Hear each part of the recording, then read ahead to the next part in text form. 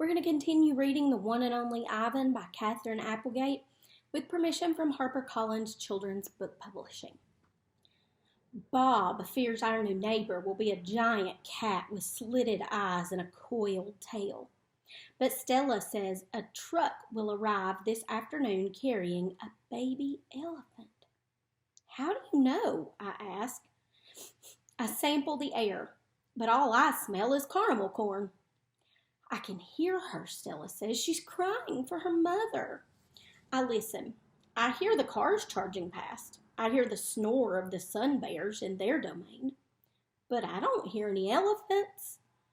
You're just hoping, I say. Stella closes her eyes. No, she says. Not hoping. Not at all. My TV is off, so while we wait for the new neighbor, I ask Stella to tell us a story. Stella rubs her right foot against the wall. Her foot is swollen again and an ugly, deep red. If you're not feeling well, Stella, I say, you could take a nap and tell us a story later. I'm fine, she says, and carefully shifts her weight. Tell us the Jumbo story, I say. It's a favorite of mine, but I don't think Bob has ever heard it. Because she remembers everything, Stella knows many stories. I like colorful tales with black beginnings and stormy middles and cloudless blue sky endings. But any story will do. I'm not in a position to be picky. Once upon a time, Stella begins, there was a human boy. He was visiting a gorilla family at a place called a zoo.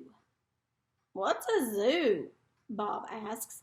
He's a street-smart dog, but there's much he hasn't seen. A good zoo, Stella says, is a large domain, a wild cage, a safe place to be. It has room to roam and humans who don't hurt. She pauses, considering her words. A good zoo is how humans make amends to animals. Stella moves a bit, groaning softly. The boy stood on a wall, she continues, watching, pointing, but he lost his balance and fell into the wild cage. Humans are clumsy, I interrupt. If only they would knuckle walk, they wouldn't topple over so often. Stella nods. Good point, Ivan. In any case, the boy lay in a motionless heap while the humans gasped and cried. The silverback, whose name was Jumbo, examined the boy, as was his duty, while his troop watched from a safe distance. When the boy awoke, his humans cried out, "Stay still! Don't move!" because they were certain, humans are always certain about things, that Jumbo would crush the boy's life from him. The boy moaned. The crowd waited, hushed, expecting the worst. Jumbo led his troop away. Men came down on ropes and whisked the child to waiting arms. Was the boy all right? Bob asks. He wasn't hurt, Stella says. Although I wouldn't be surprised if his parents hugged him many times that night, in between scolding him. Bob, who has been chewing his tail, pauses, tilting his head. Is that a true story? I always tell the truth, Stella replies, although sometimes I can confuse the facts. I've heard the Jumbo story many times. Stella says that humans found it odd that the huge silverback didn't kill the boy. Why, I wonder, is that so surprising? The boy was young, scared, alone. After all, he was just another great ape. Bob nudges me with his cold nose. Ivan, he says, why aren't you and Stella in a zoo? I look at Stella. She looks at me. She smiles sadly with her eyes, just a little, the way only elephants can do. We're just lucky, I guess, she says. The new neighbor arrives after the 4 o'clock show. When the truck comes lumbering toward the parking lot, Bob scampers over to inform us. Bob always knows what's happening. He's a useful friend to have, especially when you can't leave your domain. With a groan, Mac lifts the sliding metal door near the food court, the place where deliveries are made. A big white truck is backing up to the door, belching smoke. When the driver opens the truck, I know that Stella is right. A baby elephant is inside. I see her trunk poking out from the blackness. I'm glad for Stella, but when I glance at her, I see that she is not glad at all. Stand back, everyone, Mac yells. "We got a new arrival. This is Ruby, folks. 600 pounds of fun to save our sorry tails. This gal is gonna sell us some tickets." Mac and two men climb into the back cave of the truck.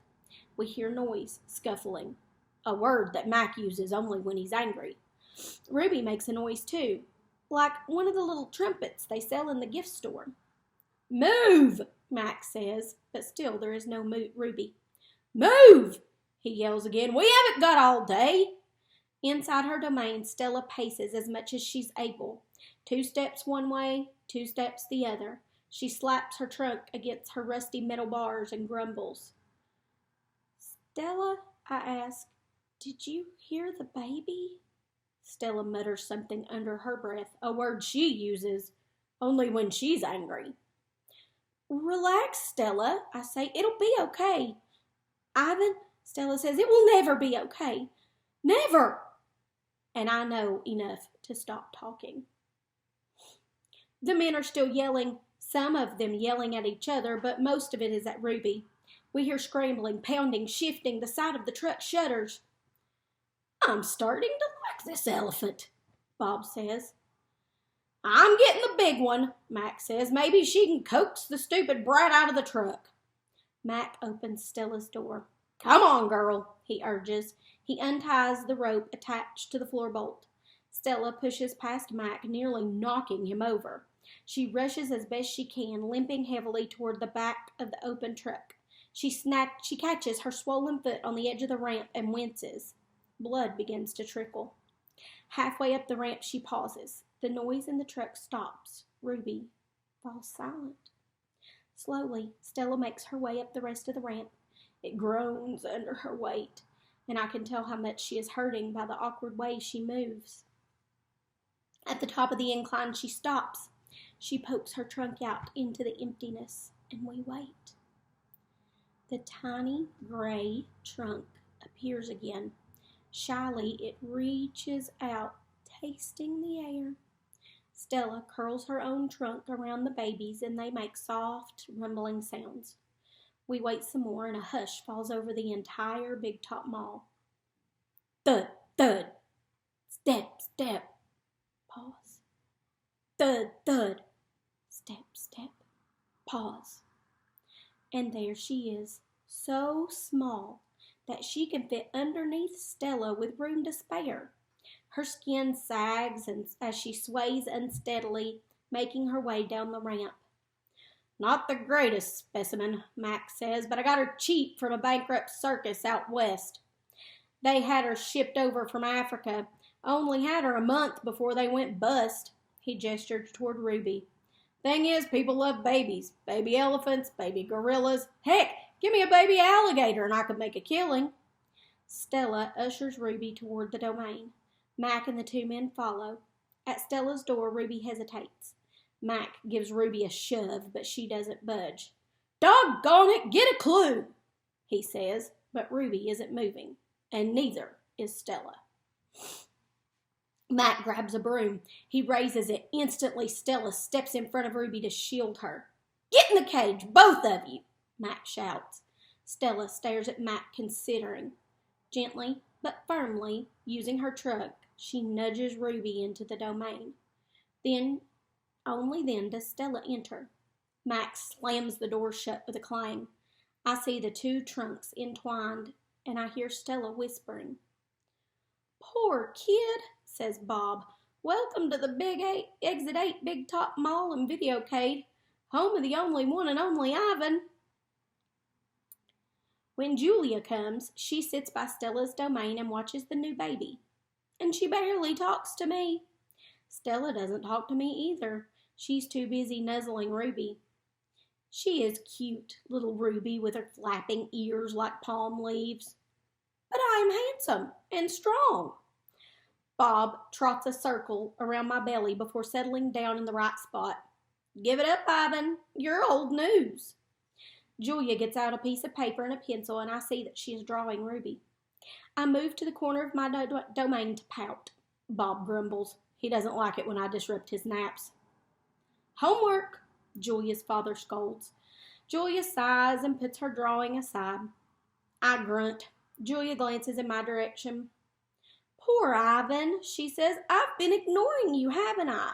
I grunt again. A indignant, indifferent grunt. Julia thinks for a moment, then smiles. She walks over to my domain to the spot in the corner where the glass is broken. She slides papers through, and she rolls a pencil across my cement floor. Here, you can draw the baby elephant too, Julia says. I bite the pencil in half with my teeth, and then I eat the paper. That's where we'll stop today. Remember to come back tomorrow to hear more of the story.